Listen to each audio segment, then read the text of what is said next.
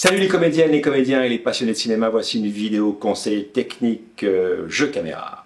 Alors aujourd'hui, je vais parler de mes 10 techniques d'acting indispensables à mes yeux. Premièrement, ne pas anticiper, c'est-à-dire que vous devez être au maximum à l'instant présent de ce qui se passe. Être à l'écoute, avoir une sorte de perte de mémoire sur ce qui arrive derrière. Vous connaissez bien sûr le scénario par cœur, enfin la séquence que vous allez jouer là. Vous l'avez appris par cœur, mais il faut vous focaliser sur ce qui se passe là, à l'intérieur de vous, les sensations, ce que vous dit votre partenaire, ce qui se passe aussi chez son partenaire en termes d'émotions, et d'oublier ce qui arrive après. On le voit souvent chez les acteurs qui anticipent, c'est-à-dire qu'ils attendent la réplique du camarade, parce qu'ils savent qu'à ce moment-là, ils doivent parler. Donc ils s'arrêtent de jouer comme ça. Non. Il faut y aller, il y a un rythme à trouver évidemment, hein. C'est la répétition qui fait ça, le travail en amont avec un metteur en scène, un coach, tout ça. Mais il faut y aller, il faut pas s'arrêter, il faut sentir le truc. On est dans une écoute très active de l'instant présent. 2. La pensée du personnage. Il faut absolument libérer votre pensée personnelle et laisser place à la pensée du personnage. Qu'est-ce qu'il pense à ce moment-là? On est dans la pensée, dans ce qu'on appelle aussi le sous-texte, c'est-à-dire que derrière une réplique, il y a forcément la pensée du personnage. J'utilise toujours la même, c'est passe-moi le sel. À quelqu'un qu'on déteste, c'est passe-moi le sel.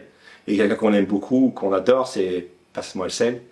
Il y a un sous-texte qui est dans chaque phrase, la pensée. Je pense quoi? Je pense que je l'aime, cette personne. Alors, bien sûr, je vais être doux et souriant. Je le déteste, alors je vais être très dur et serrer les dents. Voilà, c'est vraiment ça qui est important. Vous libérez, vous ne pensez plus vous par vous-même. Vous pensez par le personnage. 3. La croyance absolue en ce que vous êtes en train de faire, ce que vous êtes en train de penser, évidemment, à votre personnage. Vous croyez fort, dur comme fer à votre personnage, à la situation qu'il vit. Vraiment, vous êtes à 200% comme un enfant qui joue dans sa chambre. Il y croit à fond. Et quand on lui dit « viens manger », on lui coupe dans son élan, on le frustre. Et quand on doit vous dire « couper », ben vous devez être frustré aussi. Vous dire « ah, on m'enlève mon jeu, mon jouet, vivement à la prochaine prise ». Cette croyance va créer bien sûr toute la sincérité du jeu, des émotions, des sentiments que vous allez jouer. 4. L'imaginaire débridé. Il faut rappeler son imaginaire, retravailler son imaginaire qu'on a peut-être perdu en grandissant, en tant adulte, parce qu'on l'a, tout le monde l'a quand on est enfant justement. L'imaginaire dans sa chambre, on imagine qu'on est dans un autre pays imaginaire justement. On est ailleurs, on a créé tout un environnement, un décor dans sa tête, on n'est plus dans sa chambre. Nos peluches parlent, vivent, vous voyez. Donc on est vraiment dans une imaginaire débridée. On perd ça quand on grandit, parce que, bref. Il faut absolument recréer ça, refaire marcher la machine, refaire fonctionner la machine de l'imaginaire. Vous en aurez besoin absolument pour, par exemple, créer des improvisations, ou alors pour créer une backstory de votre personnage avant une séquence, ou créer une séquence après si on vous demande justement d'imaginer ce qu'il fait derrière. Bref, l'imaginaire est toujours votre base dans le jeu. 5e point, le corps d'abord. C'est une sorte de mantra quand je dis le corps d'abord, parce que c'est ça qui va donner l'impulsion, l'intention du jeu. Je vais vous dire un truc, au contraire je ferme la conversation, mon corps va être en réaction, en action, en réflexion avant de parler. Donc on est absolument dans du non-verbal, dans de la gestuelle qui est bien sûr déclenchée par la pensée, l'émotion du personnage. 6e point de mes 10 techniques indispensables pour le jeu caméra à mes yeux, c'est de savoir décrypter un texte, un scénario. Parce qu'un texte c'est trop léger, mais un scénario c'est quand même un outil particulier qu'on n'a pas l'habitude de lire si on n'est pas dans l'industrie et dans le milieu. On peut découvrir ça, c'est écrit bizarrement, et tout. Il y a plein de codes. Donc le seul truc que je peux vous conseiller, c'est de regarder du tuto, de lire des livres à la Fnac. Il y a plein de bouquins qui expliquent le scénario. Mais prenez des bouquins accessibles. Ne vous jetez pas sur l'anatomie d'un scénario de John Trudy, qui est là pour le coup très difficile à lire, même pour ceux qui veulent l'écrire. Non, voilà, des tutos, il y a plein de gens qui expliquent, des blogs. Ayez une notion de la technique d'écriture pour vous en tant qu'acteur, actrice, décrypter ce scénario, pour vous aider à encore mieux jouer. 7e point, c'est apprivoiser et maîtriser l'improvisation. Bon, ça va avec l'imaginaire. L'improvisation, j'en parle souvent dans mes vidéos d'ailleurs et dans mes ateliers tout le temps. Il faut pouvoir être à l'aise avec ça, on vous le demande très souvent en casting. Donc soyez à l'aise avec l'improvisation, faites travailler votre imaginaire, travaillez à la maison, au téléphone, faites-vous des exercices d'improvisation dans la voiture, très souvent, c'est vos gammes, hein, comme un musicien. Huitième point, huitième technique pour moi de jeu caméra indispensable, c'est de s'appuyer sur l'autre, sur votre partenaire. Ça pourrait être même le premier point, parce que travailler avec l'autre, même quand on est seul au téléphone, il y a toujours quelqu'un d'autre au téléphone, même s'il est imaginaire, un ami imaginaire.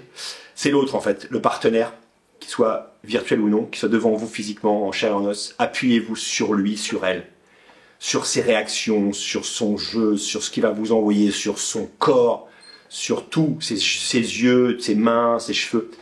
Tout ce qui est tangible là, c'est tangible pour vous de travailler avec l'autre. Et comme l'autre va le faire, en fait, vous faites que du ping-pong. Et là, ça va monter, ça va matcher, ça tac, en montant en puissance si vous vous appuyez sur lui.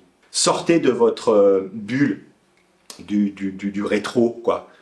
Écartez tout ça, sortez de là. Ce qui vous empêche le plus d'être avec l'autre, c'est de ne pas avoir maîtrisé votre texte. Souvent, je vois un acteur qui n'a pas appris son texte, qui n'est pas bien appris. C'est quand je vois dans ses yeux, comme un prompteur, vous voyez, il y a le texte qui passe devant lui, alors j'exagère, mais il récite un peu, et du coup, s'il y a le texte qui passe devant ses yeux, dans sa tête, ben, il n'est pas avec l'autre, d'accord? Il ne peut pas être avec son partenaire. Neuvième point, la gestion du stress. Supporter la pression. Vous avez décroché un rôle dans une série quotidienne, tout le monde se connaît. Vous êtes un guest, comme on dit. Vous arrivez, vous avez 1 jour, 2, 3 jours de tournage, peu importe. Vous débarquez dans cette équipe, vous connaissez personne ou presque. Et on vous demande, le pire, d'avoir une réplique comme ça, juste une présence à l'image avec une réplique au beau milieu d'une séquence. La séquence commence, action, les acteurs jouent, imaginez dans une pièce, et vous intervenez, vous ouvrez la pièce, toc toc, vous intervenez là, à ce moment-là, vous rentrez dans la scène, et puis vous repartez, vous restez, peu importe, mais vous intervenez en cours de route, et il ne faut pas vous planter, il y a une pression à avoir, on dit, oh là là, si je rentre et je me gaufre, et ben on recommence depuis le début, ou presque.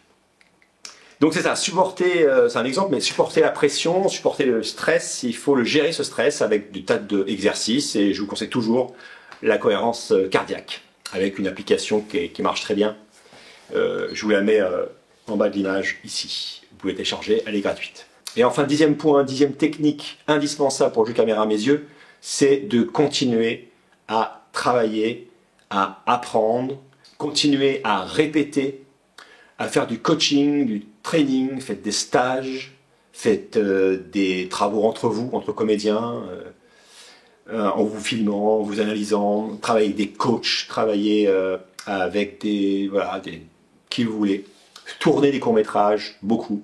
Préparez les castings, simulez les castings, répétez et aussi simulez des vidéos de présentation. Voilà, faites plein de choses comme ça, faites plein de simulations, plein de training de plein de choses que vous devez faire après d'ordinaire, mais sans pression justement, entre vous et vous-même, avec des copains, des copines, pour vous amuser uniquement. Et à force de faire, le training fait que derrière, quand vous devez le faire pour de vrai, vous êtes totalement prêt et vous avez moins de stress. Restez actif entre 2 tournages, entre 2 stages. Faites des self-tapes. Entraînez-vous aussi avec la caméra là. Faites-vous des monologues si vous êtes seul, sinon travaillez en dialogue avec des copains. Restez actif, donc bougez-vous. Merci de m'avoir écouté jusqu'au bout. Si vous aussi vous avez des notes techniques que j'ai oublié de citer, parce que évidemment la liste n'est pas exhaustive, laissez-moi votre commentaire et je vous répondrai avec plaisir. À bientôt, ciao.